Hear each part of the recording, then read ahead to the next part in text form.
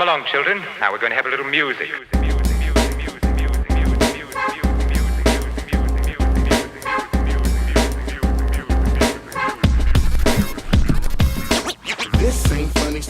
What is up? What is up? I don't know if you're watching the debate or not, but either way, we are here. We are back. Welcome back to First Cut Live. It's your boy Andres here with the crew. I'm here with the starting lineup. RB3 in the house. What is up, man? My starting running back. We're doing football now. Hey, yo, what's up? What's up, y'all? Happy to be here. Happy to be here representing the First Cut crew, representing the hesitant Joe Biden and Kamala Harris front on tonight's debate, you know. Yeah. But, still repping the good fight, you know. Get Donald Trump out of office, for sure, for sure. I feel that for sure. As the Boston girl said, it's a team sport.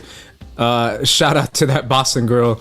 And speaking of Boston, the wide receiver catching all the balls in the end zone, 6'9", jumping over people, one hand grabs. It's Sabrina Ramirez.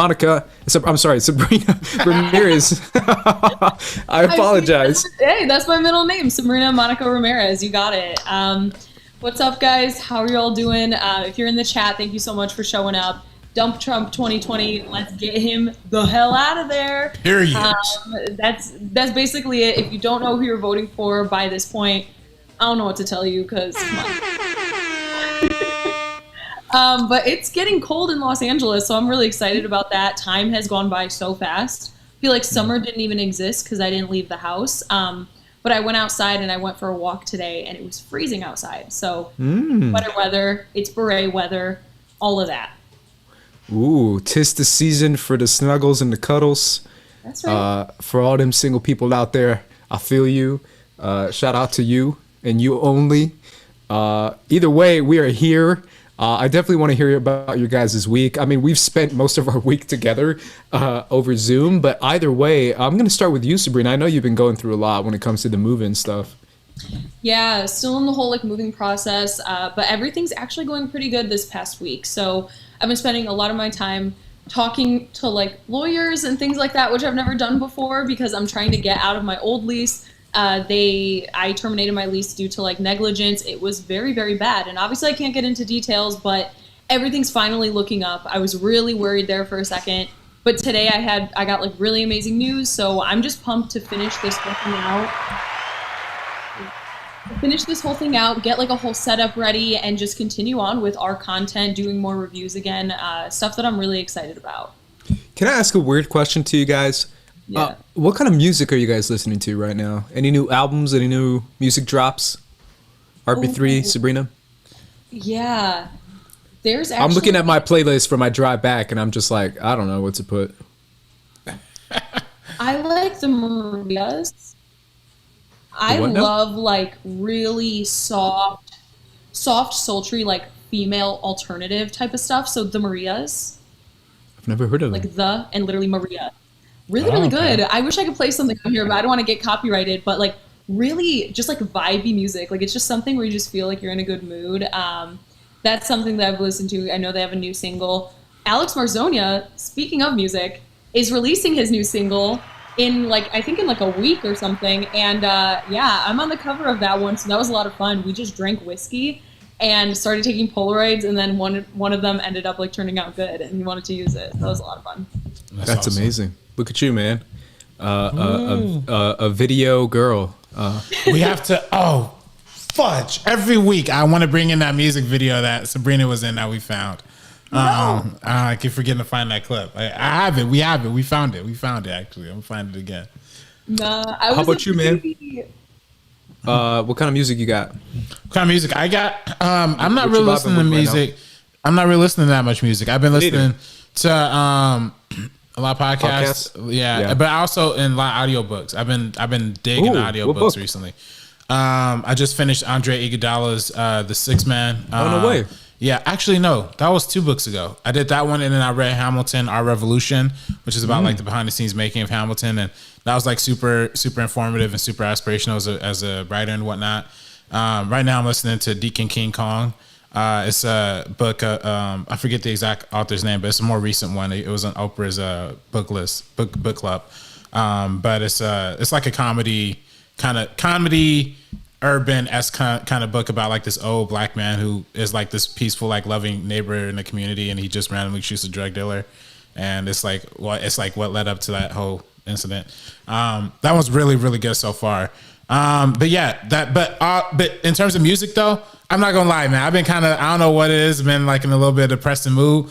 But there's this the song, I've been saying this all week, but the song at the end of Babel, I think it's called Bibo no I can't pronounce that last word right. But it's Babel. the movie Babel. It's the last song in that. That movie. Yeah. And it's been forever since I've seen that. That song will just put you straight to tears. Like it is like the most powerful piece of music, like music, movie music ever.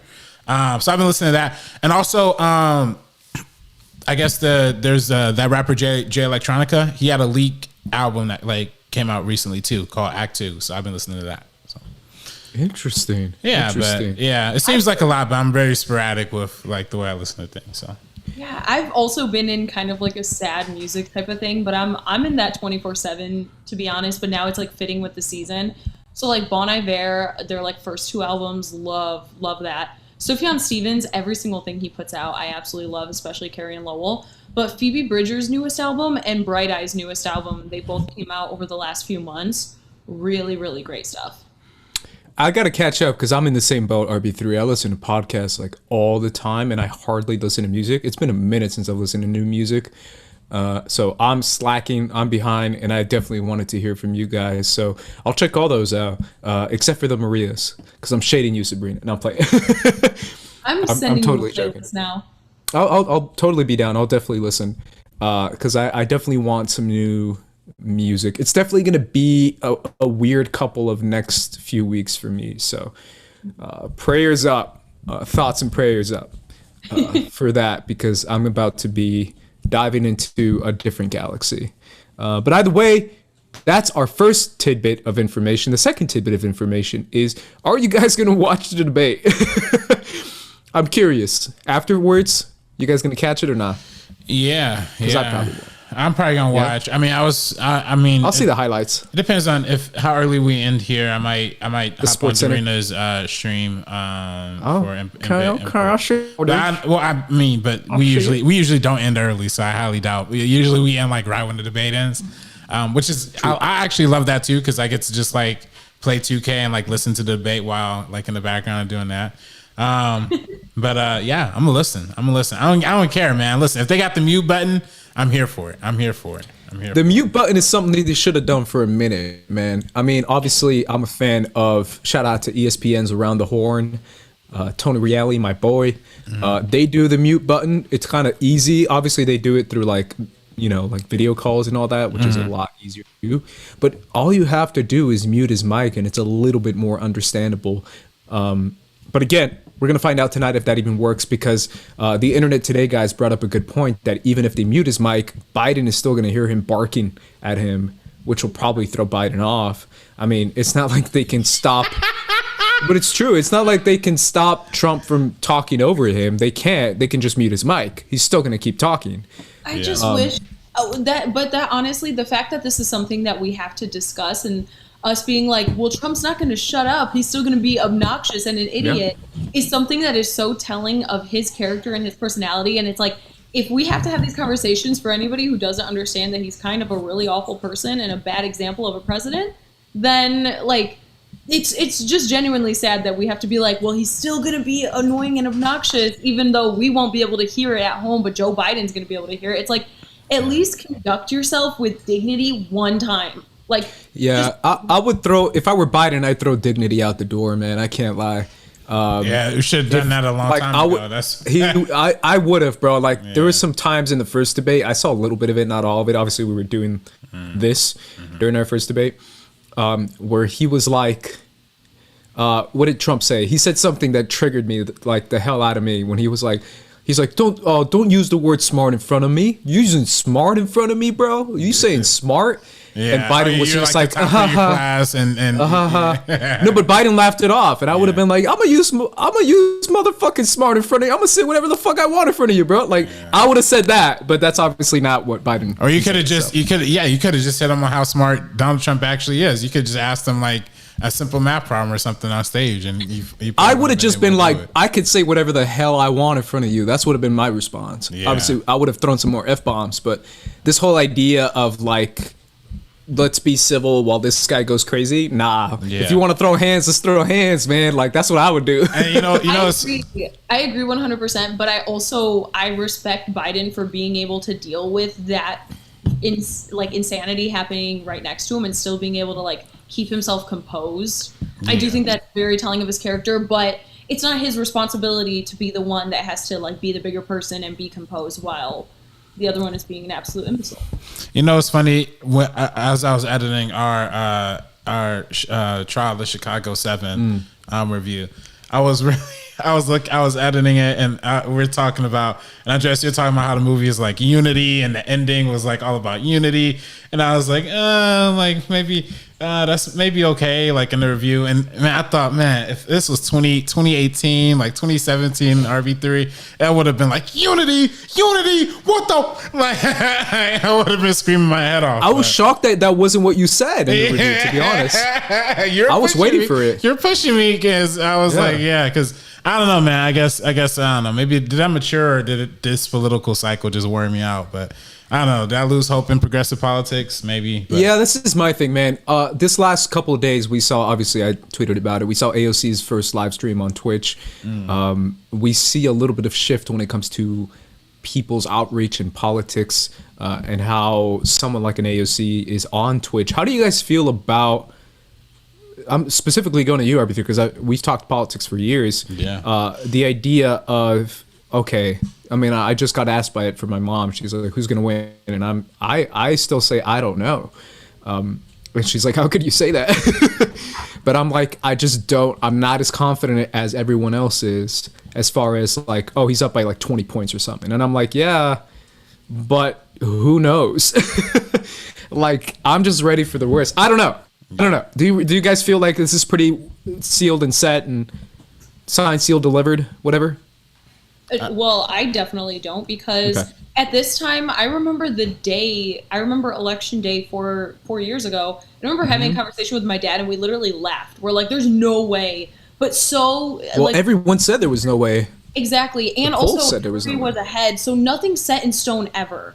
Like, as much as I think that this is going to end up the way that I want it to end up, nothing's set in stone until it actually is for the next 4 years, and we're not going to know until Election Day, and it's definitely going to be a ride till then, but that's where we just stress the importance of people voting and people making their voice heard, because if we all just sit here and we're like, oh, well, Trump's going to lose, then, and let's just sit at home and not vote because, I live in Illinois and Illinois is blue, or I live in California, then, stuff can get murky in those certain situations. So, like, vote, make it heard, do all of that. But definitely if you're in a swing state, like... Yeah, Pennsylvania, Texas, Arizona, Florida, Georgia. Big time. Yeah, Georgia, North Carolina, big could see historic stuff in a lot of these states. But I think I do think the election's over. I do think Biden has it, but the scarier situation is what's going to happen like on election night, right? Because there's a very well possibility that there's a lot of states where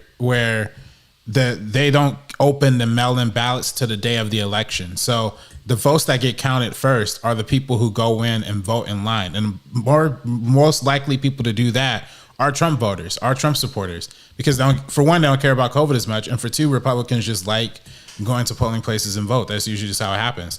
So then there could be a very real situation where the night of the election, all the newscasters could say, Trump won this state, Trump won this state, Trump won this state. And technically Trump won the election. But then as further votes get counted, there could be a way bigger swing towards Biden in a few days. Like we might see a week later, they might call it for Biden or something like that. And if that situation happens, then we're headed to somewhere really, really dangerous and violent, because people on the right are going to be mad, people on the left are going to be mad, and it's going to be really, really scary. So it's going to be a shit show regardless. But yeah, that scenario is something that's been talked about a lot, frankly, in a lot of political podcasts that I listen to.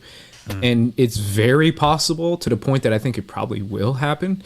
Yeah, that's super scary. But regardless of the fact, shit's going down, at least till the end of this year when it comes to the results of the election, regardless of who wins. like you said, RB3, whether it's the mail-in voting that counts later, and we don't find out a week and a half till after election day, or if it's a blowout and he claims that it was not. Regardless, it's going to be a nightmare. I mean, I've already seen tons and tons of articles and videos being written about Trump supporters getting ready to like literally start a civil war if he loses the election with their AR-15s and with their militias and with their white supremacy. So be ready for that too, in case that happens, because that's going to be insane if it does. It's a nightmare. I'm just kind of, I don't know. Obviously, let's finish out the year. Let's try and win this, and let's see what happens. And then eventually, when we do, if we do, I'm gonna say if we do see blue in the White House, get ready for blue civil war, RB3. It's gonna be a good time too. Well, that's when you and I are gonna be going at it as far as like trying to focus our just focus in general on actual issues and not just BS and bullshit around when it comes to policies. I mean, but that's why talking to the establishment Democrats in the White House. Exactly. But hey, listen, that's why I love AOC. She's connecting directly to people, man. A Twitch account. Who would have thought of that? See, you know what's funny too? But I feel like whenever I see Biden live stream or whenever I see like other politicians live stream, it's so forced. It don't feel right. There's something a little off about it. But when LC was doing it, just felt right, man. Just felt right. It feels like she's such a natural, like not even performer, just being herself, like on Twitch or whatever, and just being super likable. So I support the AOC Twitch, even though it was during our Block the Block. Yeah, I did. I rewatched it afterwards. I saw like pretty much the whole stream, like an hour and a half of it. It was super entertaining. That's a good stream time for a politician too, because if they do over 2 hours, I'm like, all right, you gotta get back to work. Like, you gotta get back to repping the people. You can't be on. It's the perfect time though. It's like 9 p.m. over at DC. So it's 6 p.m. our time, which I was like, hey, that's my time slot. AOC. But either way, it was very endearing. I actually got a good kick out of it. So we'll see what happens. Either way, keep tuning here to First Cut Live for all your favorite political talk. Hey, listen, in 2028, when First Cut has like 5 million subscribers and AOC's running for president, she got to come on. She got to come on our stream. She got to come on here. Yeah. You know what I mean? Like, I thought you were going to say when I'm running for president. No, I'm playing. No. I'm definitely not. Yeah. RB3's like, I wouldn't vote for you. I would vote for Andres. I'll vote for Andres. Thank you. I don't know. You'd have to convince me. See, you wouldn't vote for me? Give me a little. Is this a joke? No, you're playing, right? I need the playing, right? proposals. You're up against. Depends who you're up against. Yeah. It's like you. You playing, right? AOC and your VP. Oh, that's a good setup. That's a good setup. I mean, I'm older than her. Am I older than her? No, I'm not older no than way, her. No way. Why do you think you're She's old? a little older than me. She's like a year older than in me. your mind, I seriously can't stand you. You think you're so much older than you are. I'm 46 years old. Al Pacino? I think I'm older than him. I think I'm older than him. You're not. I am. I really am, though. You never know. Yeah. Either way, stay tuned in here. Oh yeah, it was Chris Cornett. Teamer 23 donated. Okay. $25. Oh, thank you. Oh man, she acting a little funky. What's going on? I'm gonna replay that one. Or you can read it. Or yeah, I can read it too. I didn't even know the thing was on. Thank you, people. By the way, if you donate more than $10, your thing will be read out loud. Let's just have it on all day because we're gonna be talking about a lot of stuff, and we just need some money coming in. It's been tough. The algorithm's been hitting us hard, people. Algorithm's been hitting us hard. Dang, man. Let me pull up that Streamlab. Give me 1 second, y'all. My apologies. Yeah, we have a lot of fun topics today. I'm really, really excited to dive into because. Yeah, let's do it. I mean, obviously, I want to get that Streamlab though. Yeah. This is from Taymor 23. Teamer 23 donated $25. Hey, you're so happy to see you three and finally catch your live show for the very first time.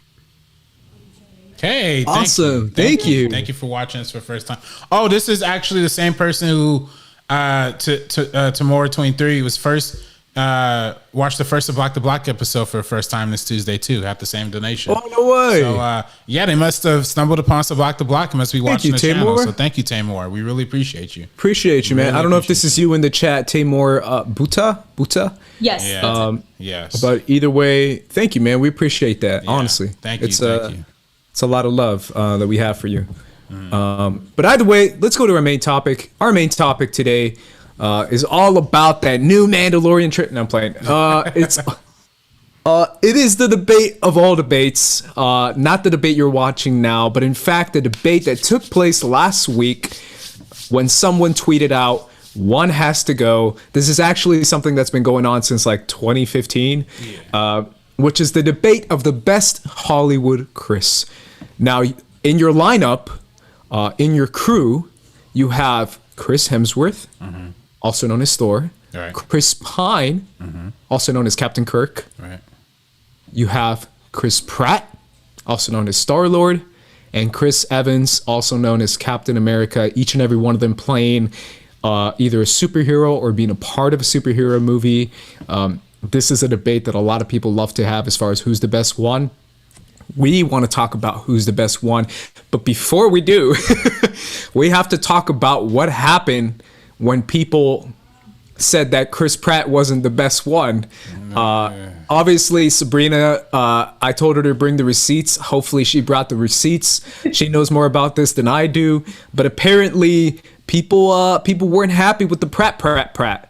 And people were coming after the Pratt. And then the MCU homies, Mark Ruffalo, James Gunn, the Russos, Zoe Saldana, a bunch of other people came out in defense. Who? Robert Downey Jr. Robert Downey Jr., yeah, came out in defense of Mr. Pratt. I want to talk about it. I've seen a lot of misleading headlines, if I'm being honest, and misleading video titles that kind of want to exploit this and claim that, you know, this is like some evil. Oh, you should have told me, bro. Do it again. Okay. All right. Do it again. Smile. I be trying to sneak them in, you know what I mean? Oh, no, I messed up. All right, one more time. All right, cheese. Boom. All right, there we go. We good. Okay. Either way, I've seen a lot of misleading headlines. I want to have the correct headline when it comes to what is going on. Sabrina, Yes. what is going on? So the thing about Chris Pratt is that in the past, he's just not had he's had a history of being tone deaf to certain situations, and people just kind of don't really like it. So I'm not going to make accusations on his beliefs or things like that, but the fact that there's a pattern here of him continuing to be tone deaf. Like during a scene in Parks and Recreations, I know people got mad because we found out a few years ago that in a scene where he was supposed to not have pants on, obviously when you're filming, that's not the case. You don't want to show your junk to your coworkers. That's like sexual harassment. So he was supposed to be wearing the underwear. And one of the times he actually didn't wear the nude underwear. And then Amy Poehler saw his junk in a scene. And that's actually the take that they ended up using for the show. So they were laughing it off as being like the most real take and everything, but it's still just kind of odd, even if they're close and even if they're friends. This is not something you really want to speak about. So there's situations like that. There's situations where recently, obviously everybody's talking about voting. A lot of celebrities are posting like, vote, make your voice heard. And so he posted Onward, and he posted an entire caption. I saw that. Yeah. And he's like, vote, like your life depends on it. Like, this is what matters, blah, blah, blah. Basically making light of everything and then saying to vote for Onward. And it's just kind of tone deaf to the situation. His entire post was just absolutely ridiculous. So then there's that. And then there's the fact that he actually is part of a church that is very notably anti-LGBT. They're anti a lot of stuff. It's kind of like a Chick-fil-A situation, you know, where the people running it might not be the best people, even if the intentions of the actual place are good. So basically what it is that in Los Angeles, you guys are probably aware of this, I'm assuming, there's the few churches that I don't want to name because they're kind of like powerful and there's a lot of people behind them like Justin Bieber and things like that. And they have a lot of money. They're like riddled with influencers and celebrities. If you go, you'll literally see Justin Bieber. You'll see people like Chris Pratt and everybody else around there. So it was just one of those situations where he's a part of this church and he constantly promotes this church that is very pro-conversion therapy, like anti-gay, anti all of that kind of stuff. And it just doesn't really send a positive message. So obviously being a part of a lot of big franchises, he has younger audiences and younger fans, and they could see stuff like this and then think negatively about certain people for no reason. So even if he himself is not homophobic, I don't know, and I'm not going to make accusations, he's promoting this church that famously is very. And so it's just issues like that people want him to address, and then he continuously just kind of dodges and then continues to make jokes that are tone deaf. He's never really been funny, let's be real, and like this just continues of him really trying his hardest to be funny. So I've had issues with him for a long time of just like me not liking his personality and not liking the person that he is because he's tone deaf. So that's basically the gist of it. A lot of people are having issues, and he continues to just not speak out on it. And then, like you said, a lot of his co-stars came to his defense, but that's also weird because it's just people on Twitter that are kind of holding him accountable for supporting this, and nobody's really saying anything bad. Nobody's trying to get him like fired or anything, and if they are, it's only a small handful of people on social media. But there's other instances where like people of color or women have been actually bullied. Brie Larson continues to be bullied to this day by people on the internet, and nobody bats an eye.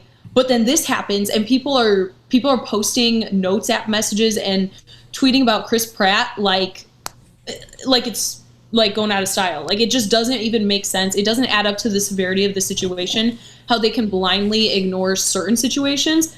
And then this time they're all in as if something's genuinely wrong, but it's nothing serious. So that's kind of the issue I had. So I don't like Chris Pratt at all. Here's my question to you, Sabrina, and I'll go to you again before we go to RB3 because I definitely want to hear from RB3. So keep that in mind. I'm curious, is this actually going to lead to anything? Do you think there's going to be like an actual shift? Before I even get to the minutia and the details of everything that went down, I kind of want to just ask the basic question of like, is this even going to make a difference to anything, or should it make a difference to anything? That's the thing. I don't like Chris Pratt personally, but I don't care if he's part of like Jurassic World, and if he's Are you going to see Guardians 3, for example? I'm gonna see it probably. Like as long as like this doesn't get any worse. I still just don't really support him as an actor, but I'm not gonna put that on anybody else. I think it's just people, and also me as well, wanting to hold him accountable for actions, for the way that he's spoken in the past. Like this is something we talked about, and obviously I didn't get a chance to speak on it because I was on my trip with like Gina Carano, where it's like, if you have a platform and you use it irresponsibly. Is this the same thing as Gina Carano? Do you feel that way? I'm not saying it's the same severity, but what I'm saying is, what I'm boiling it down to is that if you have a platform and you use it irresponsibly, there should be like he's posting the joking like tone deaf vote, and then he's promoting Hills, or I'm not gonna say the name of the church. He's promoting the church that is very, very, like, it's full of hate. So I just think that you should kind of be held accountable. If people are asking you questions, you can't dodge them if you're promoting this thing, because he's not at all. I definitely agree. I'm genuinely interested in this because you said he should be held accountable for his actions. I'm just having a hard time nailing down what his actions are as far as what he's done. RB3, you want to jump in, man? What are your thoughts? Well, I mean, I think like inaction is definitely action. You know what I mean? Like if he, people are speaking out against these churches and, things that he's participating in, you got to say something. I know in past things he said they're not homophobic, that they are open to people. But then, if there's some records, that are saying otherwise, then, that got to be addressed too. Or, maybe you don't have to address it. Maybe, as a celebrity. Well, I think he has though, right? Like you said. Yeah. But, if there's still people talking about those kind of conversations. I didn't know about the Parks and Rec thing, honestly. So I didn't know about that. I knew about that. To me, that takes it to a little bit of a different level. That's like that's some weird action. And, we haven't heard any other kind of those kind of accusations, about Chris Pratt. So thankfully, But I don't. That kind of behavior is really, really, really kind of weird. So, but you're right, Sabrina. People went after Brie Larson really hard. I think undeservedly so. Yes. People, and I think people should have stood up for her. It's definitely a patriarchy thing. Yes. I think it's also a thing. We talked about a little bit off camera, behind the camera. I think it was definitely a thing of Chris Pratt's PR people emailing all of his friends like, "Hey, Chris Pratt's really getting drugged through the mud on Twitter. Like, he's not going to be able to recover from this. Can y'all just all say something nice about him?" And it felt like one of those situations. And it might have. There's times when we hear about celebrities, they literally send you the thing to post for them. So I mean, some of that stuff looked pre-written. I mean, God, that Robert Downey Jr. post was just weird, So it was very weird. So yeah, I don't know. It is what it is. I'm not gonna I joke about not looking. I joke about not like listening to Waka Flocka music because he's a Trump supporter. But at the end of the day, as long as you're not like hurting anybody or anything like that, that's not true too, because you do, like Sabrina said, like your platform, you are responsible for the platform that you represent too. So you do have to speak out on things. And, I do, like, in the same vein, I will be upset about Gina Carano, for her tweets. Now, the situation with that, I think, is different too, because like we explained to her why I was wrong, and she was like, "F y'all." But Chris Pratt's kind of like not doing is not he's not like saying "F y'all," but he is like kind of quietly saying that. You know what I mean? He's quietly like not addressing things and having his friends address things for him. So hey, listen. I would just love Chris Pratt. If you're watching right now, come to First Cut Live. We'll sit down with you. We'll talk with you. We'll have that. we'll straighten things out. We'll figure. And now we don't want to talk to Chris Pratt. All right, never mind. Come talk to us. It's not that. It's just that I don't see that as like a valuable option, if I'm being honest. No, we're here. He's talking to the people here. Posting a tweet and all that. This is real. Like, I genuinely just think he has to like. It's the thing to me that makes this just as bad as anything Gina Carano said, is because if you're sitting here constantly promoting a church that is very, very homophobic, like it just, if you're like homophobic by association, if you support something that is so blatantly homophobic, even if you're not yourself, you're just as guilty. Do you feel that? Okay. See, because that's a good point, but at the same time, that opens a lot of, I don't know what else to say, like a lot of doors to different ways. Like, for example, like if I eat at Chick-fil-A, am I homophobic?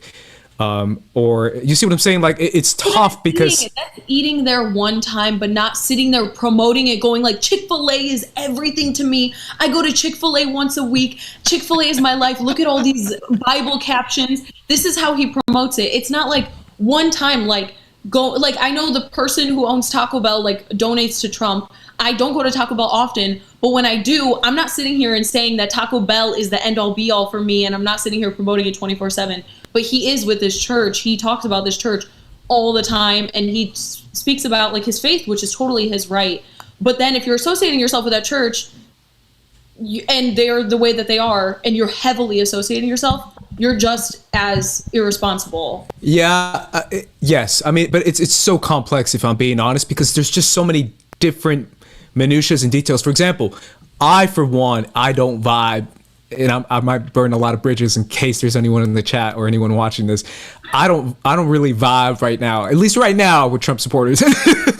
I'm just like, if I find out that Taco Bell is like, I'm good. I'm probably not very gonna eat there again. Like that, I'm the kind of guy who will do that. If I'm being honest, like I am like RB3. I'm like, oh, he is a Trump supporter. I'm not gonna listen to his music.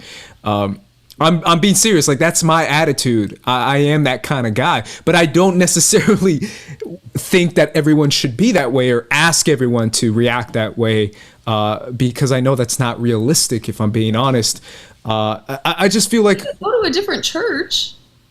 Yeah, no, absolutely. But I just feel like there's some complexity when it comes to religion, if that makes sense. It's not if you fit one way, then you are that. For example, learning about the Muslim community and learning about how they differentiate from different beliefs in the Quran. is something that kind of opened my eyes to what a lot of people have misconceptions about them. So I just feel like, yes, there's just a little bit of complexity to it. I don't necessarily think it's the same as the Gina Carano thing, but at the same time, like, I'm good. I probably wouldn't vibe with that shit if I'm being honest. I just don't vibe with Trump supporters right now. Yeah, but we don't. But I mean, I probably wouldn't vibe with him if I'm being real. Like, I'm good. We don't factually know that Chris Pratt. But that's what I'm saying. Like, okay. So if we don't know that, I'm saying that he is. I'm not making any accusations about his beliefs or anything. I was just saying about the church that he promotes. Nothing about him. I don't know. So the fact that he showed Amy Poehler his junk on set. That's that's a real thing. Stuff like that. Those are the few things that I'm just like, I don't like any of that. I'm not making any accusations about his beliefs. Yeah, no, of course. I'm not saying you are. Andres might be though. I'm saying what now? You might be accusing him of being a Trump supporter. No, I'm saying that's what Twitter's saying, right? Yeah. I mean, that's what we see in the tweets. Yeah, I just don't. That's what everyone is saying. Twitter can't just be throwing out people who are Trump supporters willy nilly though. Like, that's not cool. Like, people like, okay. Also, too, like, you know, if people listen, I don't like anybody who votes for Trump, but I tell you one thing: I like people who vote for Trump in silence way more than people who vote for Trump and promote it every single day and is wearing the MAGA hat and telling all their followers to do it. And thankfully, Chris Pratt's not doing that. So for all we know, he might be voting for Biden, you know? I don't know that. He might not be. He probably is not. But. He didn't do the fundraiser with them. They all did a fundraiser for Biden, and that's why people were speculating that he's a Trump supporter. Chris Evans, all of them were a part of it. He was basically the only main one that sat it out. So that's why people were speculating. Who knows? I think that's a reach, if I'm being honest. Nah, he might be a Huey Hawkins fan. He might be going third party this year. You know, you never know. That's worse. Definitely don't do that. Yeah, I think that the Biden fundraiser thing is a reach, if I'm being honest. If you want to count people who weren't there, there's a lot of people who weren't there too that are very clearly not Trump supporters. But yeah, I definitely see the one thing that kind of did it for me, if I'm being honest with you guys, because you mentioned the church, Sabrina. RB3 mentioned the problem with the Amy Poehler situation. The thing that got me, and I don't even know why this got me, is like someone who like saw who he follows on Instagram, and he follows like some hardcore like right wingers that I do not vibe with. Like, if you follow them, you low key dead to me. Like, that's what did it for me. Like, he follows like hardcore and like let me see, PragerU, like Shapiro, PragerU, some other like super right. No, he don't follow Ben Shapiro. Stop it. Yeah, he did. He does. Yeah, Ben Shapiro, some right wing. He follows Ben Shapiro. Yeah, some right wing, super hardcore right wing dude. That's when I was like, all right, I'm out.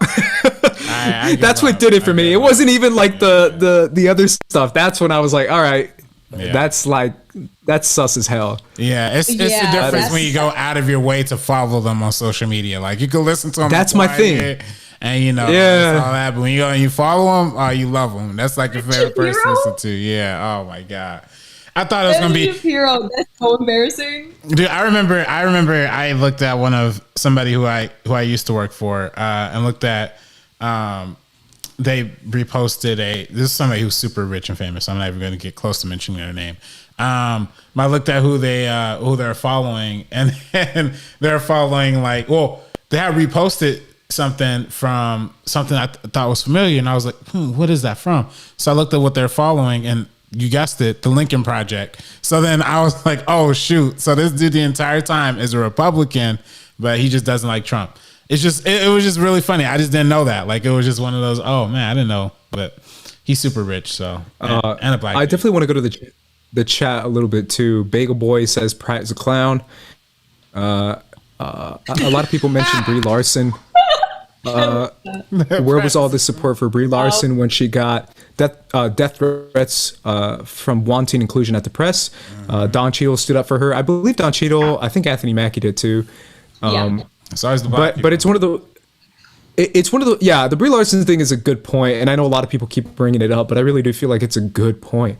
Like, my God, like Brie Larson had like 20 YouTubers that just came out of nowhere that literally made YouTube channels just dedicated to her, just trashing her.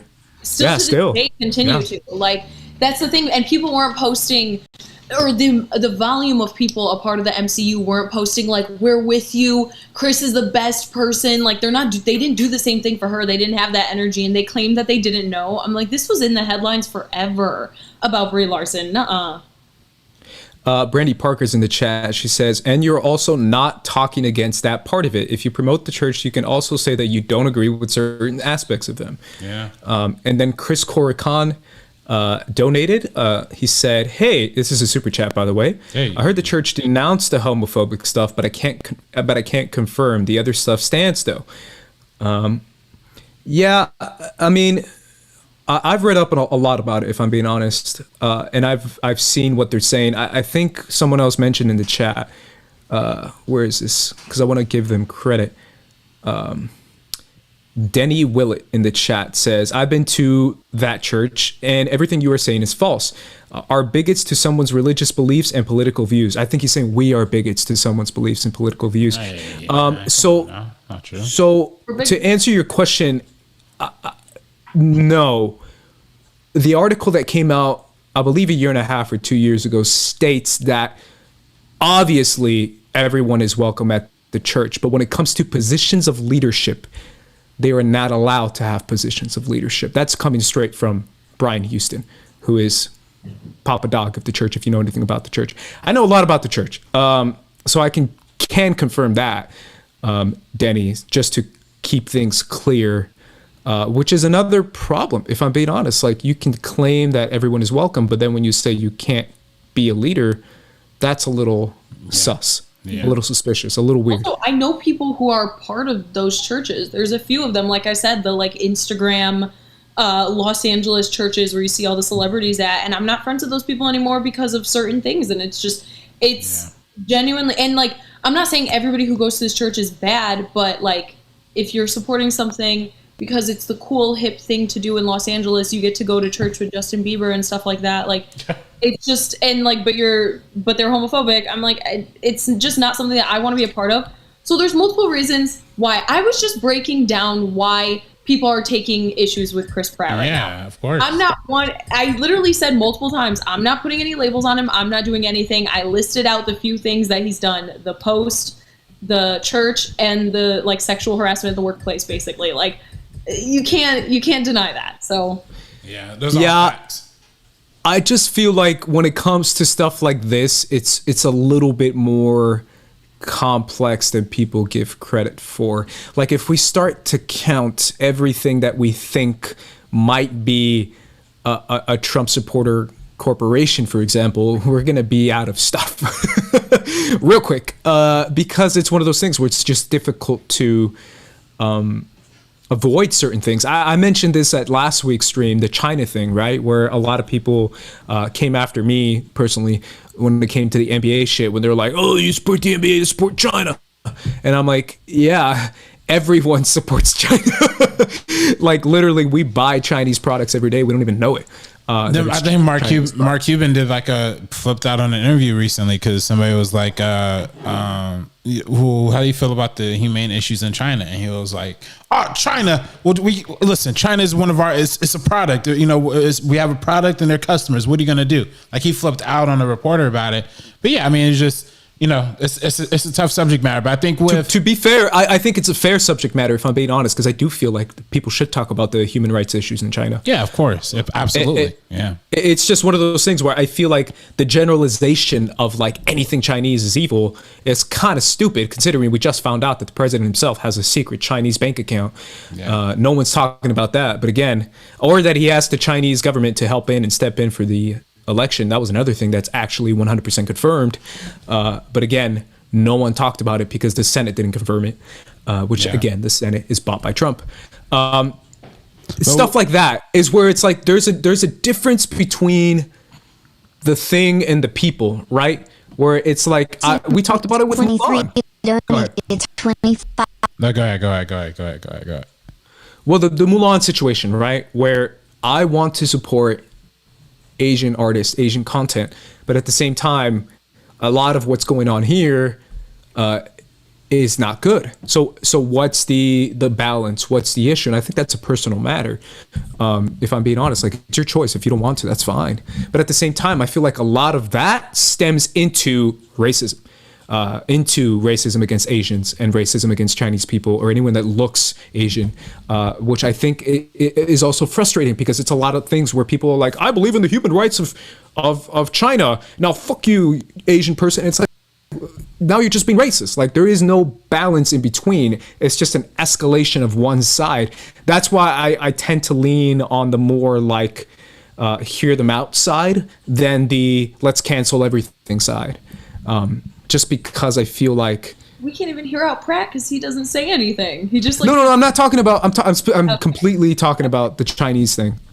Yeah. Where when it comes to people saying like if you buy anything Chinese, you're supporting China, and I'm like, no, that's not that. Let's hear a person out and say, why do you want to see Mulan? Why did you like Mulan? Why do you feel this way? Versus saying that if you watch Mulan, you're supporting. That's the shit I'm mainly referring to right now, where it's like people who went after the people who were like, I like Mulan, and I went out and saw it, and I like, you supported the human rights issues, and it's like, no, chill. Like, that's not necessarily the case. That's a lot more. That's different. But what I will say, going back to the Chris Pratt thing real quick, and I'll just end off my thing on this. Of course, Chris Pratt is, he seems like a good dude. He has a kid or whatever.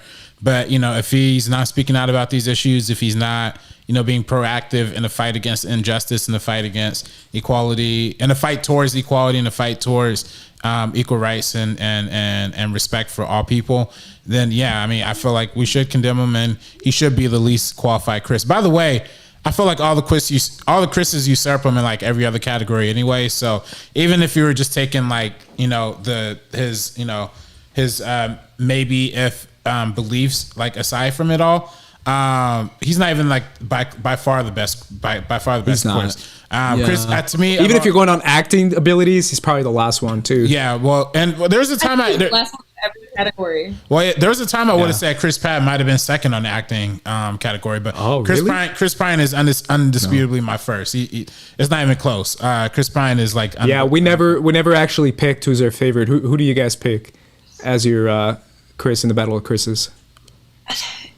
I made it, and I think this is what stemmed this conversation, because it started it with me and Andres. I was like, every other Chris really is top tier, and then it's just Pratt. So I think if I had to choose one, I'm gonna go Hemsworth at this moment. I love Chris Hemsworth. Hemsworth is probably mine along with Pine. It's a battle with Pine and Hemsworth, if I'm being honest. Sorry, Cap. But Pine and Hemsworth are the ones for me that when it comes to talent, when it comes to like off the field type stuff, off the field, I mean like not behind the camera, and just being genuinely like seemingly good dudes or seemingly good dudes.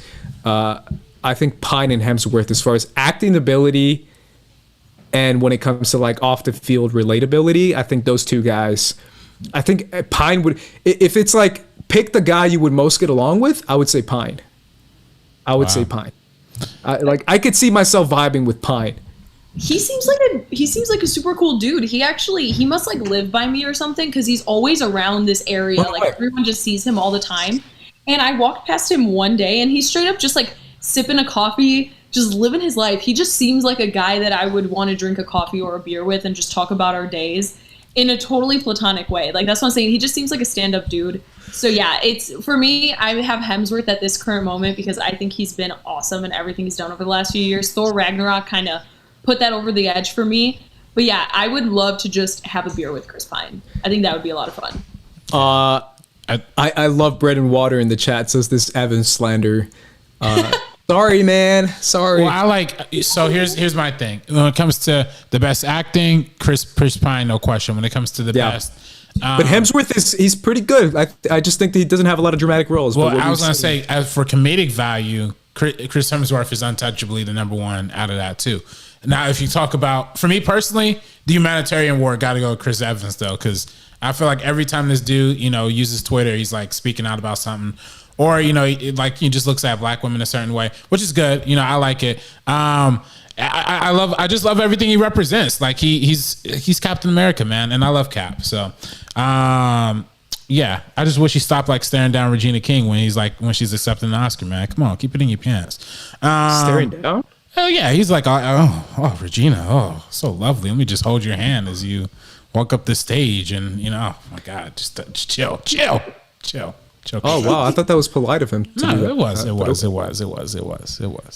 He's put a little extra sauce on. He got that little white soul. He got that little Justin Timberlake swag to him. So it's a little off-putting, but I like it too. Justin Timberlake swag. Oh my God. Oh, that's ridiculous. Yeah, I mean, that's my thing. I just feel like it's a little weird for everyone to come out in defense. I think that's the weird part of this whole situation. One of my friends on Twitter said it best. He lost a meme war. Like, that's kind of what happened. And it's like, this really there's really no need for an uproar based off losing a meme war. And again, like you said, Sabrina, no one's trying to cancel. No one's trying to get him fired off Jurassic World 3. Yeah. We can chill. Like, let's chill. One has to go. And also, this has been a thing for a long time. Like you said, it has. It's been a thing since like Guardians came out. It's been a thing. Yeah, it's been forever. And that again was my biggest issue as well, was the fact that there have been things that the MCU cast should have maybe supported their fellow colleagues about. Yeah, the women. Past. Yeah. The women, like, just versus this situation. This really wasn't that serious. Like, if somebody made a meme of me, I wouldn't expect every single person I know and then some to be like, hey. Yeah, that's the thing. It's like you lose a meme and it's like, that's why homies come after in defense of you. That's why Robert Downey Jr. like deletes Tom Holland from his picture. Did you guys catch that? Like, no. Apparently like he like CGI'd deleted Tom Holland so it looks like Chris Pratt and Robert Downey are standing next to each other, even though Tom was in the middle of that picture. That's so extra. Someone has a side by side of like the real picture and the one that's edited, and it's so funny to me. I think it's hysterical. Yeah, he's fine. He got what's his name, Uncharted today. He's Uncharted boy.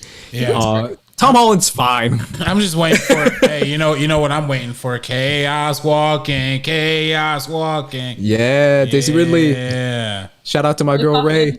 Ooh. Yeah, he's fine. He's Uncharted. Nathan Drake, is that his name? Yeah, Nathan Drake. Yes. Yeah, I don't know very many video games. Let's go to the Joker news real quick. What do you guys feel about Jared Leto is back? The pranks are back. The used condoms are back. The dead animals are back. Garbage. Yeah. Jared Leto is returning for the Snyder Cut, something that RB3 and I have been supporting for years. But now they have Jared Leto's Joker in it. I definitely want to hear your guys' opinion on this. All opinions are welcome. Sabrina. So, when this news first came out, I've always just been in the middle where I'm like, I don't think this is the most necessary thing in the world. But I mean, if they can make it and it's good, then cool. That is absolutely awesome. I will definitely be watching it. Now I'm just like, did you have this? Because like they say this is a finished movie, and then the news came out about the reshoots, and I'm like, well, reshoots are always planned. They probably just didn't get to it. And now Jared Leto's Joker, somebody who they've tried so hard to basically bury this entire time. But that was another thing, because my issue with Birds of Prey is that we spent so much time with Jared Leto's Joker, but in like the background, and then kind of being like a plot point, like a device to go forward for Harley Quinn. So much time talking about him in passing, not him actually being in the film. And I was like, I don't understand why. So maybe having him in this could kind of wrap up his storyline. But like, I don't want to see a lot of him, like, at all. Like, it's just not good. And I hope it's not like a huge part. I hope it's something very tiny and it just wraps up Jared Leto's Joker in like a nice little way. But no. What do you think, RB3? Okay, so I'm a big fan of the of Snyder Cut. We've obviously are big supporters of Snyder Cut, Undressing myself, and I'm excited that this is seeing the light of day. I think I think this is confusing. I think it's confusing a lot of people, like what's happening with the Snyder Cut. So I mean, I don't know exactly what's going on, but I'm just gonna at least offer like at least a partial explanation of what my theory is. Right, my theory is that at least according to Zack Snyder, or at least according to Joss Whedon, they reshot 90% of Justice League. Right, so they probably shot, and they started filming Justice League in April before Batman v Superman even came out. So my theory is they probably shot a lot of Justice League. They probably kept tweaking Justice League as they're filming it, but they still shot a lot of it, probably 90% of it, or at least 80% of it under Zack Snyder. And then he obviously got fired, and then they used his personal tragedy to cover it up. And then, we know that whole story, right? I think when they came to him for the Snyder Cut this time, or as the Snyder Cut movement was happening, and he kept teasing it, he kept fueling the fire for it, I think there was a version of the film that's like 80 to 85% done, but it was just a 2-hour movie as intended to be. I think then when they said they wanted to put it on HBO Max, and this is a streaming platform and you could just have whatever you want. Hey, you remember that 2-part epic, 2-parter that you had originally planned, and you had this huge script that you wrote with Chris Terrio and it's supposed to be big and epic?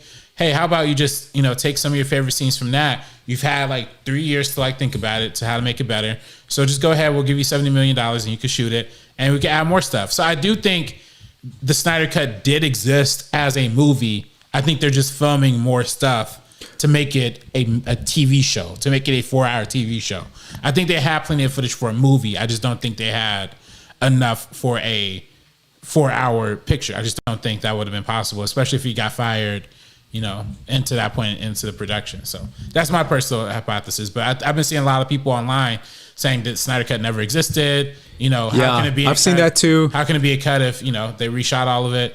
I totally get how that can be confusing if you're seeing they're adding new characters and stuff like that. But that's my thing. Theory, how 100%, man. I don't get it too. I'm with you, man, to be honest, when it comes to that type of stuff.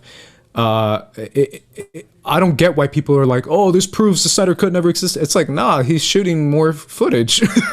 Like, that makes total sense to me. I don't get why this is now a denouncement of the Snyder Cut ever being a thing, which it clearly was. He's shown footage of it being a thing. We've seen footage of it. And it's old footage that he shot way back in the day. I just definitely think he's trying to do more. He's trying to add more stuff into it. And WB was like, hey, you got a good response when it comes to the idea of the Snyder Cut. Let's give you more money. Let's have you shoot some more stuff. I'm 100% with you on that. Which, by the way, he had 2 projects in development with HBO at various points. Like, he had originally, they approached him to do the Watchmen series before they went to Damian Lindelof. Back when the original movie came off, they wanted to do a Watchmen series with Zack Snyder, and they also wanted to do another project with Zack Snyder. So I think this was less of like, them trying to redeem. I think it was equal parts of them trying to redeem the Warner Brothers movie and the mistake, obviously. But I think it's also an opportunity for HBO Max to be like, hey, this is literally going to be the biggest thing we're ever going to have ever. Like, I don't know if I follow the YouTube pages for all the streaming platforms for just random reasons. But they literally put the trailer for Batman v Superman on the HBO Max YouTube channel. And that's one of the few like regular movie trailers. They also I also love the, by the way, people, if you're not following the HBO Max YouTube channel, it's amazing because they do modern trailers for old movies. They did a modern trailer for Training Day. Oh, amazing. And it's like something you would see like a YouTuber do. But follow the HBO Max YouTube channel because they actually do have some really fun stuff. But they literally, right after the Zack Snyder Justice League trailer came out, they were like, oh, here's the Batman v Superman trailer. Here's the behind the scenes featurette, like on HBO Max. So they're trying to hype this up. This is probably their biggest thing they're ever going to have. So. Yeah, I'm totally with that. I'm just curious about the Jared Leto aspect of it all. And that's why I want to go to you, Sabrina. Is he going to play Latin King again? That's my question. Is that what he was? That's what it felt like. It was like a Mexican cartel type of like thug guy. Like, it really was so weird. It was so weird. I mean, Diablo's in that movie. He's definitely that. But I didn't feel like Leto was necessarily. Watch it again. Watch it again. Do you see the part where he's like, you want beef? You want beef? Yeah. And he's like saying that crazy stuff. I'm like, I don't want to see this again. Like this news just makes Very me David Ayer. Yeah, Yeah. I was gonna say, if you watch this and you watch Training Day back to back, you're like, are you watching the same movie? Like, is this the same character? Like, what's going on? Yeah. Yeah, I hope we don't get a lot of it because I do think that part. I'm gonna jump away for a quick sec, by the way. Yeah. I think that part is going to distract me from the film, so I don't want necessarily a ton of Jared Leto Joker in it. If they have a tiny little bit, oh no. It happens. There we go. Hey, while he's gone, you watch Borat? Yeah, Borat. Woo! Oh yeah, we did watch Borat. That's right. We could talk about it. Yeah, Borat. So here's the thing though, Sabrina. I liked it a lot. I think there was a lot of parts that was fun. There's also a lot of parts that I felt like they missed the mark a little bit. But I don't know. What are your overall thoughts on it? Like, Yeah, so I actually really, really loved it. I do think a lot of the parts were hilarious, and I do love the way they kind of adapted to everything that's happening right now. I feel like everybody's kind of using the word timely, and it's like, yeah, of course, because it was literally just made. They were making it a few months ago, right before coronavirus. Then like the second half is after coronavirus, so of course it's timely because it's happening right now. So I don't know how well it's going to hold up in the next like decade the way that the first one held up.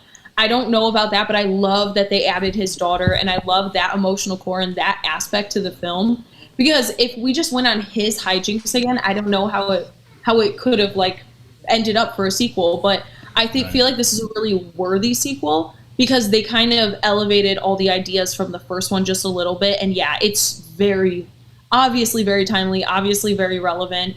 It's sad as well. Like, because we think about all these situations and we think about people in certain parts of the country, but to actually see people act a certain way and to be kind of immersed into those situations that are very, very real is so hard to watch. Like, to see the anti-mask rallies and to see like what people say and to know that happened over the last few months all across the country.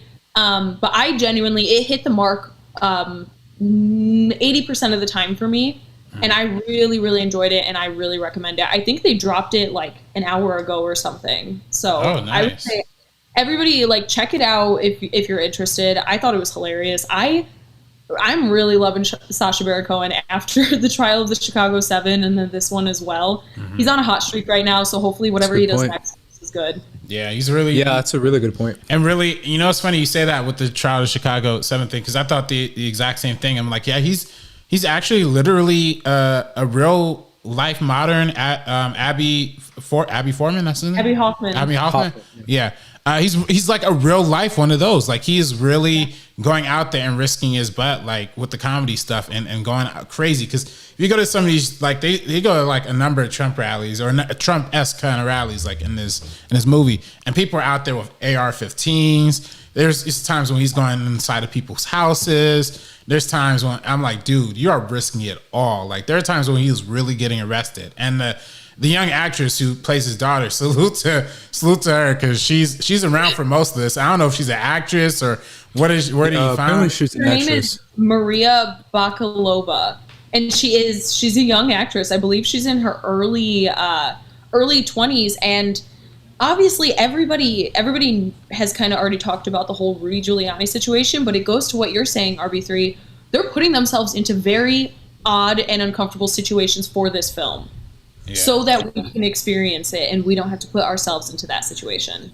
RB3, I saw your tweet, and I know we're talking about Borat 2 now, and I was like, wait a minute, what happened to the Joker?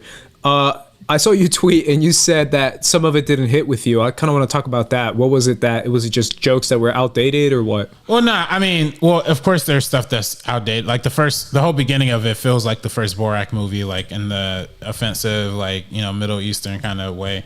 But like after that point, there's also, I mean, frankly, we've lived in the era, like the post-Borat era. It's so sad because I said the exact same thing for Blade Runner 2049. How much Blade Runner 2040, how much the original Blade Runner ended up inspiring so much stuff that by the time the sequel comes around, it doesn't feel as fresh anymore. I feel like the same thing almost kind of happened with this, like the whole documentary style of like shocking people with like outlandish things and characters. You know, we've seen Nathan For You. We've seen Trigger Warning on Netflix with Killer Mike. We've seen other Sacha Baron. We've seen Sacha Baron Cohen's little other show. Who was the Daily Show guy too. Shout out to him. What's his name? I know you guys know who I'm talking about. Yeah. The guy who goes to all the Trump rallies. The rallies. Yeah. I don't know his name, but yeah, he's great. Jordan something. Jordan Klepper. Jordan Klepper. Yeah.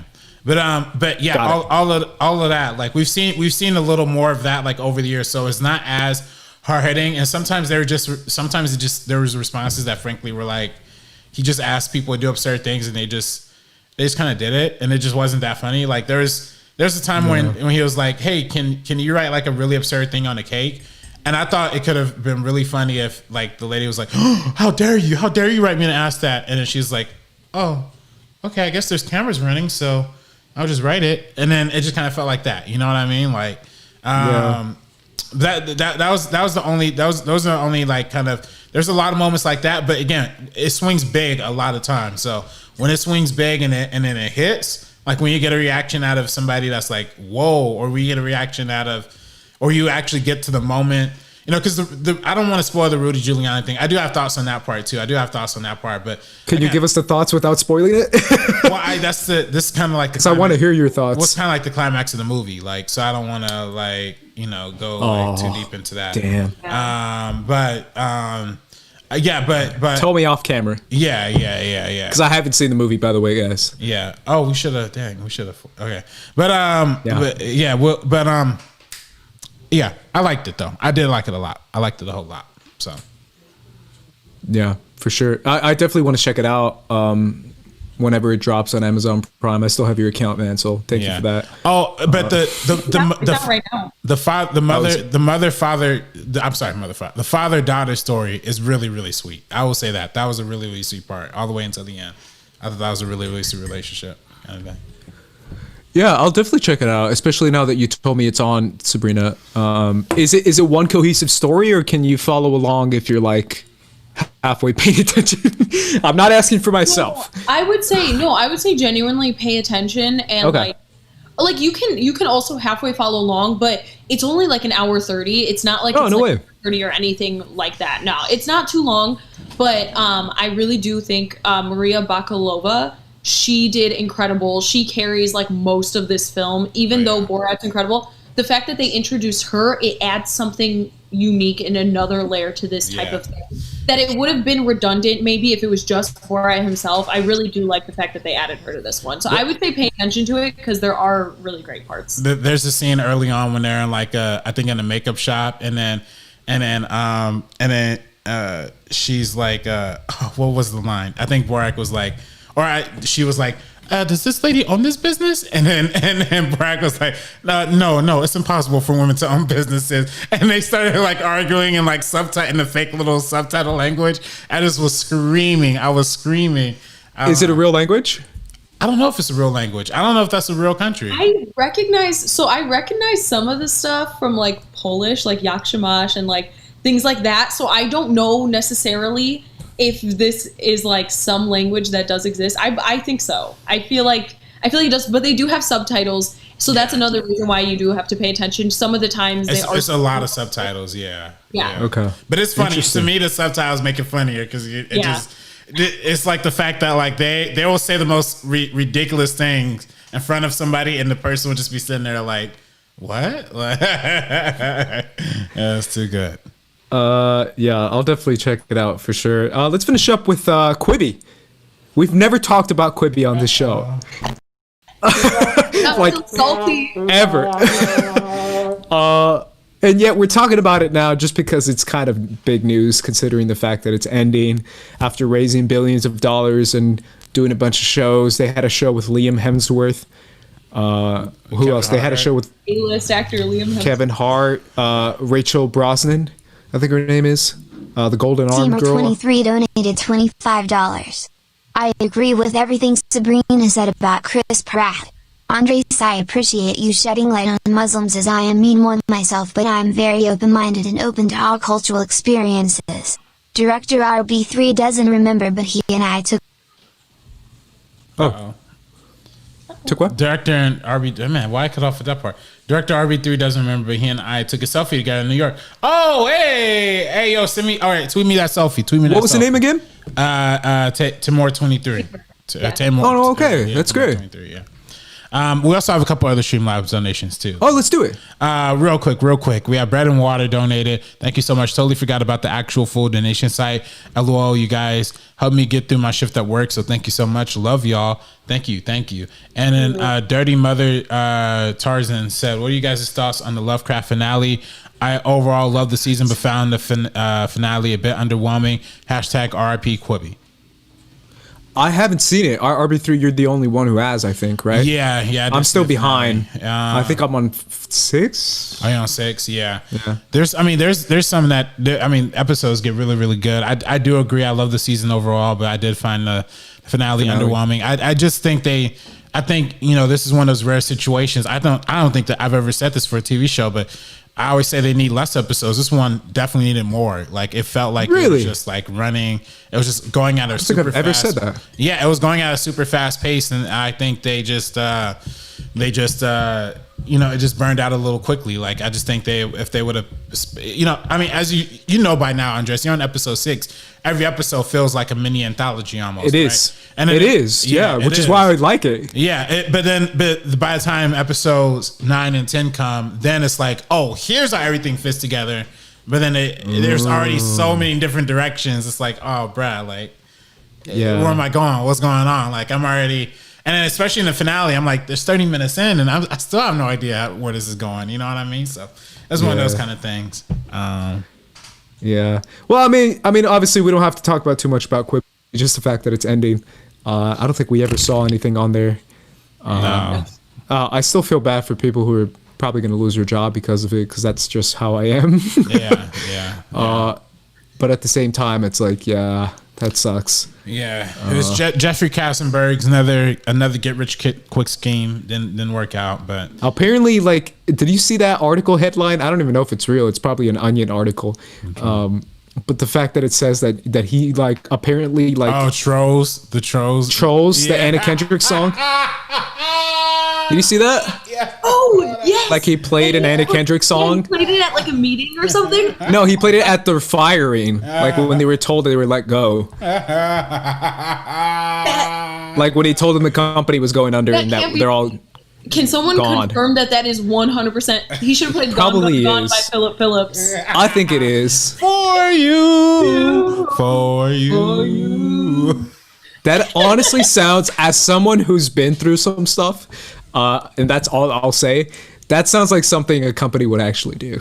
As someone who's seen some stuff in companies that you think are like, this isn't real, this is just like a Hollywood movie. I've seen some shit go down when it comes to some weird things that big, rich white dudes think is really endearing, and it's just not.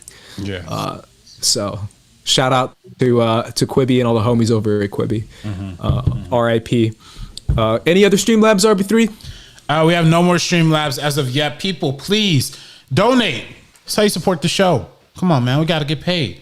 Firstcut.live. And the link in the comments down below. If you go to our, by the way, people comment on Sabak the Black, people been commenting. Hey. Go to our site. Go to firstcut.live right now. And look how nice it is. Just look how nice it is. You ain't got to donate. Just look at how nice it is. And you can see. It'll make you want to donate. It'll make you want to donate. Look, unlike a lot of these other shows, you donate money to them and you don't know where the money's going. You don't see it. You don't see where it's being spent. You don't know what's happening. Look at the site. The site's right there. It's looking nice for y'all. We got a roadcaster, sound effects. You know what I mean? Like, come on, y'all. We're trying to get things right. So support. But we have no other Streamlabs. Danielle Ramirez is in the chat. She says, for anyone watching Lovecraft Country, watch the first episode right after you watch the last. It's really neat catching some things right after the full circle. Interesting. Yeah, I watched I agree. Not about Lovecraft. I didn't see it, but with Bly Manor. So I loved the ending. I thought it wrapped up the entire season so beautifully. But then afterwards, I was just like, you know what? Let me watch the first episode really quick, because I knew the way it started because I remembered. But after watching it, it wrapped up. It came full circle and it wrapped up so beautifully. Have you gone through it yet, Andres? I've seen the first episode. I'm still stuck on the first episode, if I'm being honest. I had to do a ton of other stuff. I just had to watch an entire show for Geeks of Color as well. Yeah. And a couple other stuff that I had to take care of. But I'm definitely going to do it. I mean, what's her face? Victoria Pedretti? Pedretti? Yeah. Pedretti. Okay. I think she's great. I mean, obviously you saw I'm a Nell stan for life. So I'm going to make a fan cam of Nell. Hey. She's only in one episode. I'm going to keep telling you to watch Bly Manor. It's going to be like Hill House. Like the moment I met you, I told you to watch Hill House. And then you got like almost a year later finally watched Hill House. Yeah. So you're not going to watch Bly Manor for another year. It's okay. I get it. You know, shows take a lot of time to kind of put into, but it is 100% worth it. It wraps up amazing. It does like the first few episodes. I'm just 23 donated $25. Thanks for a great show and conversation. I feel enlightened after listening/watching you all. I'm getting a transformational epidural injection tomorrow morning. I've been dreading it but also been looking forward to it so I can focus on my PT and into He said, and getting into shape. So there you go. Thank you, man. Appreciate Thank you that. for the donation, man. I'm praying everything for the for the surgery goes great, man. Or for the injection, at least for the injection. 100%. Appreciate thank you so much for the donation. Thank you. What were you saying, Sabrina? Sorry. Oh no, all good. It's one of those things because I love that Danielle said that about Lovecraft because I felt the same way about Bly Manor. When it finished, I thought it was incredible. Then I started it again and I ended up watching the full season through over again because knowing the ending while watching it too made it even better, made way more things stand out. I did an immediate revisit. I think I finished it, gave it 2 days, and then restarted the entire thing. Wow. And it was incredible. So I definitely want to watch Lovecraft. It's just, I'm in the same boat as you with watching stuff from like Geeks of Color and all the new releases that we've been getting. It's just really hard to dedicate so much time to something, but that's one that I want to check out really bad. 100%. It's just really difficult when it comes to everything that's been going on. I mean, it doesn't help that the world is in disarray. I swear, I think I'm watching more news reports than I am watching anything else. Just because I feel like I need to be connected to what's happening around the world and what's happening in the election cycle and the election stuff that's happening. So that's my excuse for not watching, but I will. I can't lie, Sabrina, though. I definitely was thrown off by the story because all the same actors are back, but they're playing different roles. Yeah. And I was like, what is happening? Because I didn't see the trailer. I didn't see a description. I didn't read anything. So I honestly thought it was like either like a new side story with like new characters or a continuation of the story. And when I saw that it was a side story, but with the same actors, I was like, whoa, I'm confused. I feel like being a Mike Flanagan fan, I'm just so used to seeing the same actors play different roles in every single thing. Like I just watched Ouija Origin of Evil 2 nights ago, and it has Elizabeth Reeser, who's in Hill House. Like it has Which one's Elizabeth Reeser? She's Shirley, and she had young Shirley, and Shirley played mother and daughter instead of being the same character. It's just interesting that he just reuses the same actors so many different times, but it worked so well in that film. Just remember that it's an anthology and kind of just separate it. Yeah, it just took me a minute because I didn't know. Yeah, I didn't know the story going into it or anything like that, but I knew that it was an anthology. Yeah, no. I assumed it was a different story. I just didn't expect the same actors to play different roles, completely different roles. No, shout out to Mike Flanagan. He keeps everybody booked and busy. He keeps his wife booked and busy, Elizabeth Reeser, Henry Thomas, all of those. It's really funny. He's the Adam Sandler of horror movies, where Adam Sandler just hires his friends and he's like, let's do a movie. Just so they can get paid. I was trying to find my Ouija Origin of Evil's Blu-ray, but I actually do have that. Oh, no way! Yeah, I have that one. I still haven't seen that.